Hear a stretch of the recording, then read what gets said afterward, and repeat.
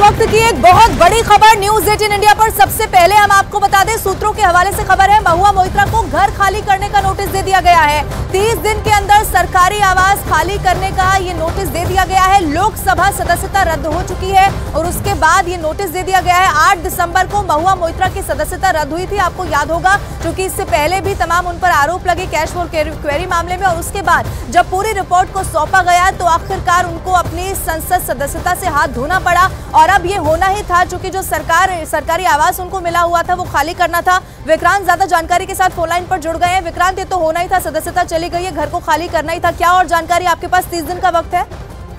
देखिए, बिल्कुल उनको महुआ मोइत्रा को सदन से निष्कासित कर दिया गया। वो संसद सदस्य नहीं है, तो जो उन्हें घर मिला हुआ है वो बतौर सांसद उन्हें मिला हुआ था। अब चूंकि आप सदन के सदस्य नहीं रह गए हैं तो आपको वो घर खाली करना पड़ेगा, नियम यही कहता है। और नियमों के मुताबिक उन्हें 30 दिनों के भीतर खाली करने को कहा गया है।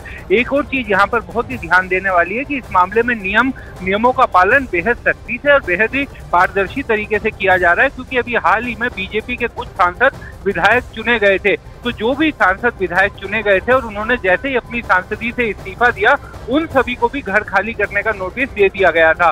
तो ये आरोप नहीं लगा सकता विपक्ष की महुआ मोइत्रा को किसी तरीके से निशाने पर लिया गया है, क्योंकि एक बार जब आप सांसद नहीं रहते तो नियम के मुताबिक आपको नोटिस दिया जाता है घर खाली करने के लिए, और इस मामले में भी ऐसा ही किया गया है।